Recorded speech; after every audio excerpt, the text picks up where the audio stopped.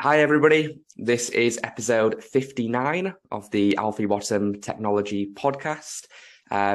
As always, we are sponsored by welovealpha.com and the team at Alpha Technology. So if you're a software developer looking for your next opportunity in the UK, or if you're a software development manager or CTO or hiring manager, and you're looking to hire the best software engineers on the market, then welovealpha.com is a place that you need to go to grow your career and your team.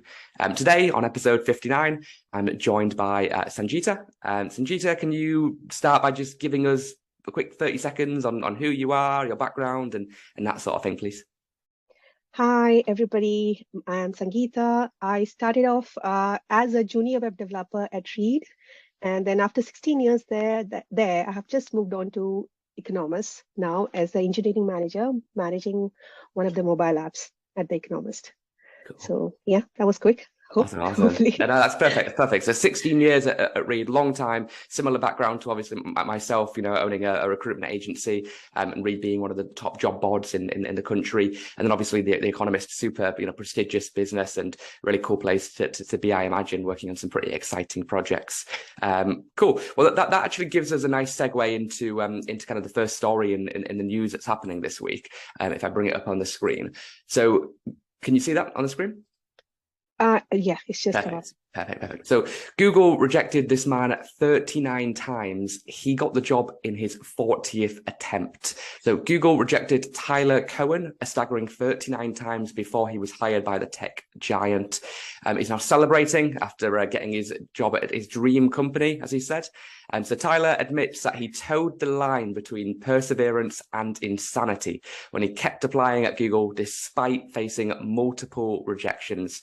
He shared a screenshot of his communication history with the tech giant on LinkedIn. I actually saw the post, so it got a lot of views.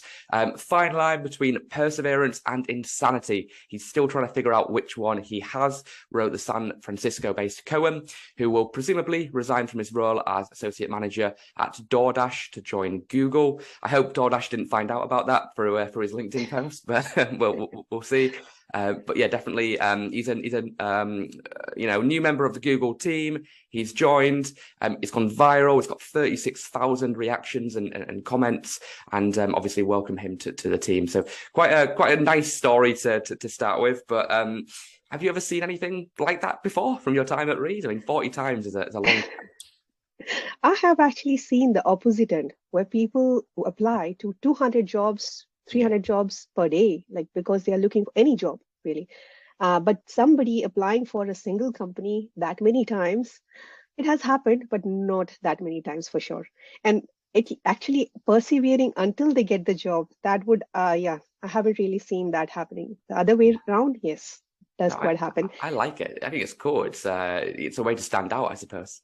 It is a way to stand out. There are probably two, three reasons why he might have done it. First of Sure. all, probably it's the dream company. Yeah. So if I don't get a job there, then maybe my life doesn't make sense after that. Secondly, probably it might be a stunt, just getting the favor of public, just to get a viral vibe or Yeah, something yeah. like that.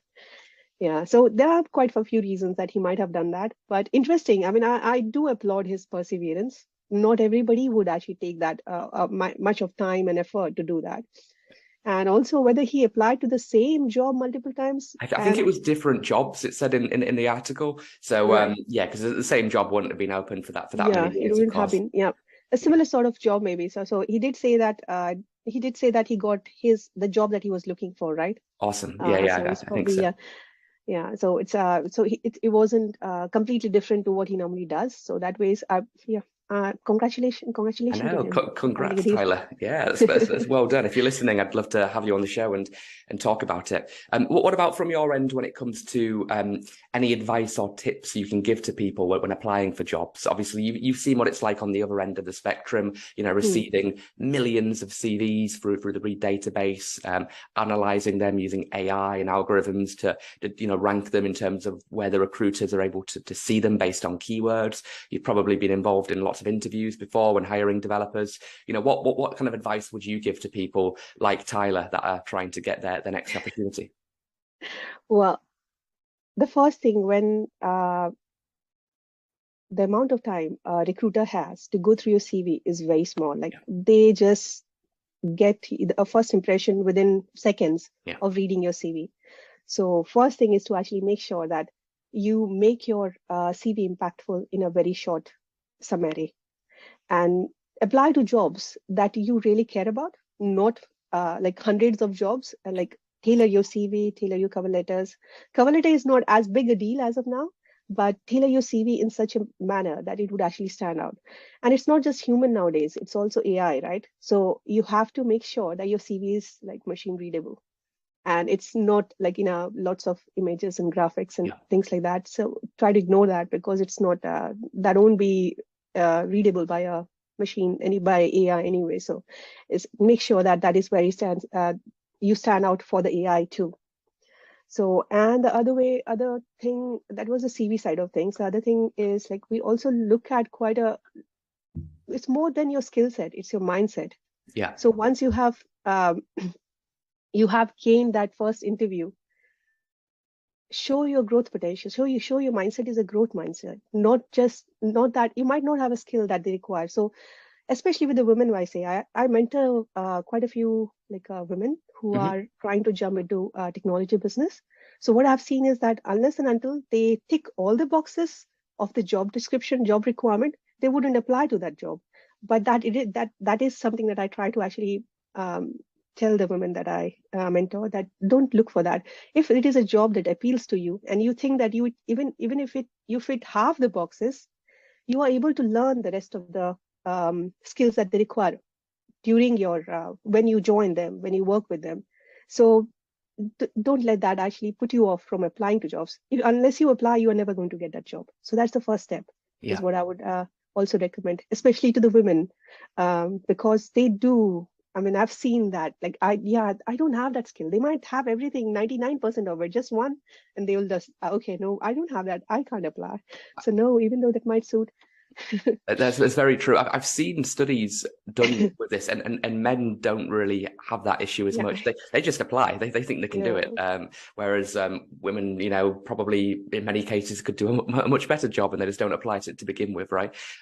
Your point about AI a second ago is so important, and I think that's something that gets overlooked quite a lot, in the respects that before a human sees that CV, it's gone through a pretty complex algorithm to get to that point. And really what the algorithm is doing is looking for keywords. If you're, if a recruiter types in Python developer, how many times is Python being mentioned? How many variations of that? What's the frequency? How close of that is it to the top of the CV, or as opposed to the bottom, based on when they last used that technology? And if your CV is a really fancy JPEG put onto a Word document, it's just not going to be able to read those words. So it might look amazing. And if you're applying for jobs directly, emailing that CV to hiring managers, absolutely fine, because it's not going through a complicated AI system. But if you're applying to a job board or going through an agency, you're absolutely right. You want to keep it like Word format, simple, and let the energy come through in the interview rather than on the CV itself.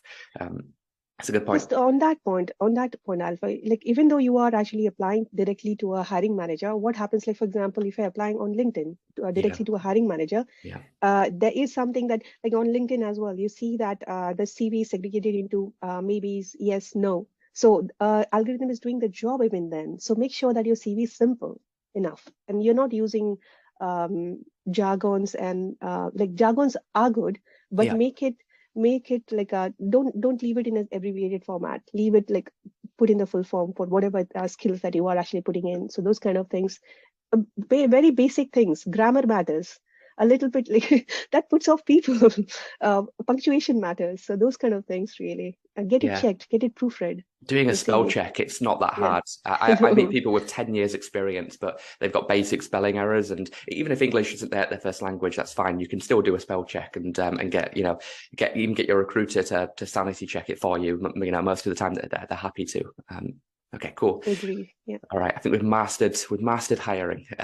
What we got next? So in Twitter news, obviously quite a big topical conversation at the moment. Twitter blames Elon Musk and weak ad market for its drop in revenue.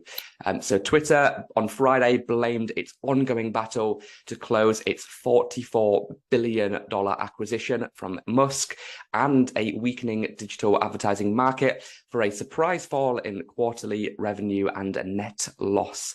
The results come as Twitter has sued Musk for dropping his offer to buy the company and is now preparing for a legal showdown in a trial set to begin in October. Very exciting.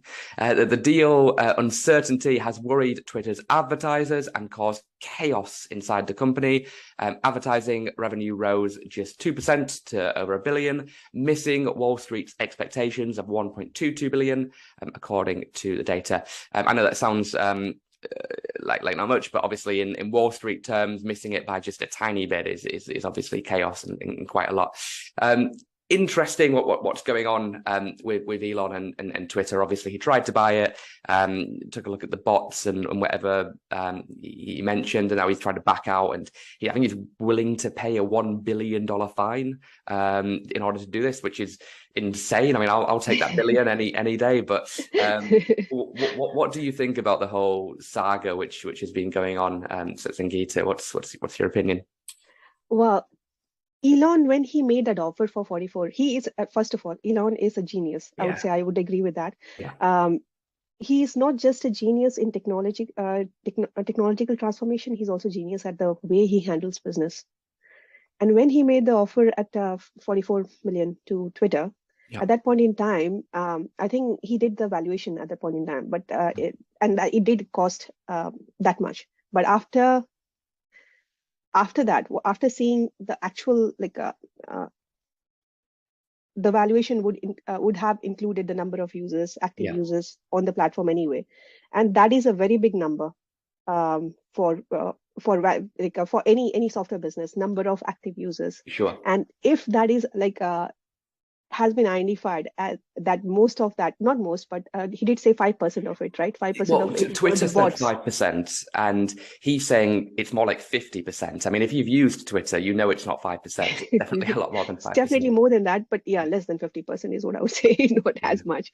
Yeah, but it is much, much higher than that. So yeah, unless and until they resolve that, I would say that, yeah, definitely, I mean, there is a case for concern for paying out that much of money for buying a business which has that, because weeding out bots is not an easy thing to do for any business, for anywhere. Like even at Reed, we have had jobs being posted by bots, and they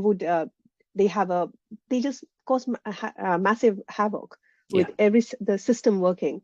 So yeah, buying on a system like that without resolving this big issue. So I am with Elon in this regard. So, yeah.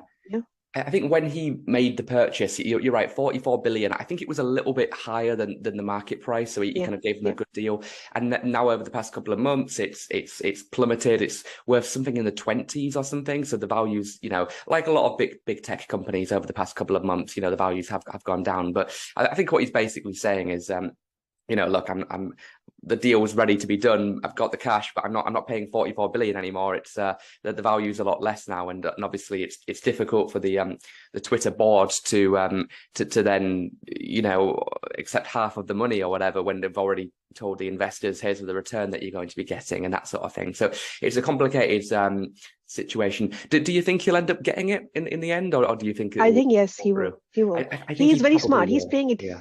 He's playing it really smart. Yeah. Because he's with this news, he's rocking their boat, and this will reduce the value, and he will end up getting them with at a lower cost than he had previously planned. He's in control. He's if he tweets out right now, no, it's I've looked at the bots, it's 80%. The value is going to plummet. So because people believe him. He has made that made that sort of he has that charisma. He has that pull of people. One of his tweet has so much of impact on cryptocurrency market and everything, like what he does, Dogecoin, everything that he can rock a company. Twitter is just one of the companies that he's interested in, but he can actually rock any company in that bad. If he wanted to, I'm sure he could. Yeah. Scary person, scary, I would say, influence is what I would The say. power. Yeah, he has Yeah. 100 million followers on Twitter. I think Biden's at like 30 million, so he's got 3 times the reach of the president of the United States. So crazy times. Well, one thing I found interesting about Twitter when I was looking into this article is that um, relative to other big tech companies, it really doesn't make that much money. I think it's like less than 10% of the value of like Meta or other big tech FANG companies. Yeah. Which from Elon's perspective, maybe he's onto something here. Maybe he sees it and thinks, look, from a pure revenue perspective, I put some ads on there. I put a little premium subscriber model to pay for tweets and get a members communities going. Maybe we could turn this into something a lot more. So I know maybe the super genius in him sees something that the rest of the world hasn't seen, and maybe it's worth it. Maybe it's worth the 44 billion or whatever he has to pay to get it. I think what he has done with PayPal, what he has done with Tesla, what he has done with the rocket market sort Yeah, of yeah, thing. yeah. So he sees the big picture. He's able to actually take a business out like this and make it big. So once he has it, he will definitely make it big. But just this point, I think he's dealing with a few people that he wants to weed out. Yeah. Yeah. There's a lot of people there that he doesn't want to be there from the sounds of it. I Yeah. don't think the new CEO, the chap that took over a few months ago, I don't think he'll be there long after No. Elon takes Yeah. over. Yeah. That's Um, what he feels like. Yes. You mentioned crypto a second ago with Dogecoin. That's good timing because our last article today actually is on crypto. So more crypto wallets are being hacked and drained. So someone out there is stealing Solana tokens all over the place. So the summer of 2022 is continuing to be a nightmare for crypto users, with another hack resulting in the theft of at least 4 million worth of tokens. This time around, it's not a blockchain bridge that's being compromised, but rather the Solana ecosystem. Solana is a blockchain similar to ETH and has often been described as the Ethereum killer. It's a big one, obviously very, very topical. But somebody out there, I don't know if you're listening to this, but you are draining the wallets. 8,000 thought to be affected. There's obviously the hack going on. It's been talking about all over Twitter. Even stable coins have been affected as well. So the problem is obviously a lot bigger. MetaMask, I actually use MetaMask, said that their users were not affected by the hack. Okay, thank God for that. I get to keep my crypto. That's always reassuring. But obviously, a crazy time in the crypto market in the respect that it's decentralized. It's obviously groundbreaking technology, but seems to get hacked and hacked and hacked all the time. I'm sure regular banks get hacked. By the way, I'm sure it's not just a crypto thing. But are you into crypto? What are your thoughts on the whole blockchain world? Blockchain is more than crypto, Of for course, sure. yeah. Definitely. I mean, that is something that like I'm quite interested in. But in terms of just cryptocurrencies, yes, I have had my share of dabbling with crypto, No, good. and I'm at a loss at the moment. So got about 20, about 30% down from my Okay. from my investing But when did you invested. buy in, and what did you get? Um, Ether. I got into Ethereum when I when it was at 800 pounds Okay, at yeah, that I think point in it's time. way down now. I got into crypto in 2019 originally. Mm. I bought quite a lot of Bitcoin and ETH and loads of altcoins. And at one point, I was an investment genius. I was putting Warren Buffett to shame. I'd conquered the world. Now I'm still up, but it's nowhere near as up as what it was a couple of months ago. But I guess that's the journey that you ride, right? If you think it's going to go to the moon or not. It Um, is like at one point in time, like I invested in Bitcoin when it was about like 15,000, 16,000 at point in okay, time. Like not this time around. This time it sure. has already come down to that. That was sometime in like 2016 or something. That's when I got in. And after that, like when it was just going up and up and up, I invested something again in like if you are into crypto, you have to be regular. Otherwise, Yeah, it doesn't make much sense. So for me, like people like me, I would just advise, just don't like, yeah, if you're getting in, then get in there and just be there. and hold. Yeah, Yeah, yeah. yeah. Keep an eye out and how it works. Have a look and then move around your money. But for me, I've just my money is in Ether, my Ethereum, my money is in Bitcoin and Litecoin. So those are the three things that I've kind of invested and left it there. So I'm not really managing it well. No, But no, yeah, I the don't potential. manage it either. It's just about you buy, you hold, and fundamentally, it's just a bet for me. Is digital currency going to be a thing, or are we going to be stuck, with paper notes and coins? And I mean, I think it's pretty obvious which way the world's heading.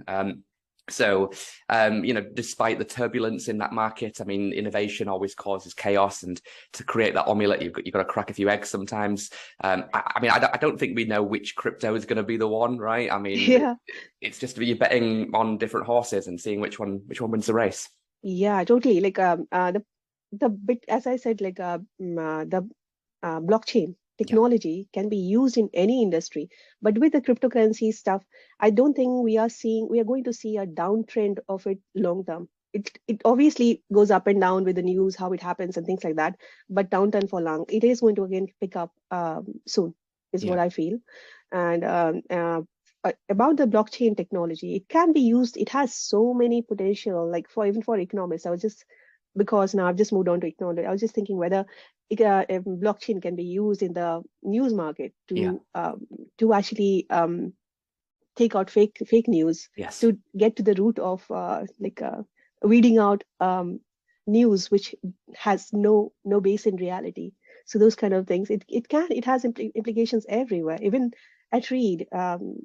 This was just a thought. We haven't implemented something like this as yet, but sure, like seeing where your CV has landed, like yeah, without having that visibility, giving that visibility to the job seeker, that itself is a great one. And I was reading a few days ago about one of the articles on LinkedIn articles. This is one of the startups that my friend is working on. okay, So she was talking about, she's a mother, and she was talking about the food, the food chain really. yeah, So what we are feeding to our child, that if you know that the FDA, of course, there are FDAs which regulate the whole flow of how the food travels from producer to consumer. hmm, But there is a very great possibility that there will be some sort of like a mismanagement or things like change on the way before it gets to where we are. If we use blockchain, that can be completely secured. The food chain process can be completely secured, and we can be very assured in the sense what the growers are growing is what yeah. we are feeding our like children. So that way, she's working on something like that as well. So which is quite interesting. I find the use of blockchain technology in those in that regard very very interesting. So You're yeah, absolutely right. The digital crypto is just 1% of what it could be. I mean, you could use it for smart contracts for purchasing real estate. You can use it in recruitment for verifying references, and then that way you don't have to keep redoing them because they're saved on a decentralized ledger. You can use it for as you mentioned, supply chain, logistics, government, certifications. If you get a degree from a university, have you got a blockchain ID to go alongside that? I mean, the possibilities it's are endless. endless. Yeah, it's almost like it reminds me almost of the internet. When the internet came along, everyone was going, look, it's a fad, it's not going to last, and now obviously we're doing this on Zoom, right? Yeah, It takes time, but with blockchain, it could have just as big of an impact on yeah, everything. It's going to take time, absolutely. and there's going to be winters as well as the summers as we've seen in crypto, but I don't think any of us watching this, or even us two, would disagree that in 5 years blockchain is going to be a fundamental part of our lives, really. It is absolutely. I think the one thing to fix before it can become ubiquitous is probably the um, technology behind where making this ledger secure. I think Sure. that is, if we sort that out, everything would be fine. And plus the energy it takes to Yeah, the energy. maintain this. That's a big one. That's a big one. Don't know what the solution is there. That's a difficult one. But Yeah, that's the yeah. I'm yeah. just waiting for that to happen, and then we'll be. You never know. Quantum might help. Yeah, yeah. Come on, Elon, you can figure that one out for us. We need all the energy. We need all the computing power in the world, but no energy, please. Let's figure it out. Cool. Well, thank you so much, Sangeeta, for coming on the podcast. Been awesome to speak to you. If people want to reach out, obviously they can connect with you on LinkedIn and drop you a message with any questions. But yeah, thanks for your time. Always good to speak to you. Hopefully you'll be back on soon in the future. And thank you everyone for watching as well. Thank you, Alfie. Thank you very much. Yeah, thank you. Imagine if you were able to hire the next Elon Musk. Or if you got a job at Facebook, back when it was just a startup. Well, these people and these opportunities, they are still out there, and we have access to them. Access to all of them. At Alpha Technology, we specialise in software development recruitment across London and the UK. From React to Java to C# and more. We represent the best front-end, back-end, and full-stack engineers on the market. This includes top developers from Meta, Amazon, Apple, Netflix, Google, and more. Our clients operate across AI, blockchain, VR, AR, fintech, edtech, health tech, and more. From startups to global enterprises and everything in between. But Alpha isn't just a recruitment agency. We are also a tech community. We host podcasts, run meetup events, and lead ED&I initiatives, supporting women in technology, BAME individuals, and the Tech for Good ecosystem. So, if you're a company looking to hire software engineers, or if you're a developer open to new opportunities yourself, then we are here to help. Alpha Technology. Recruiting for the future.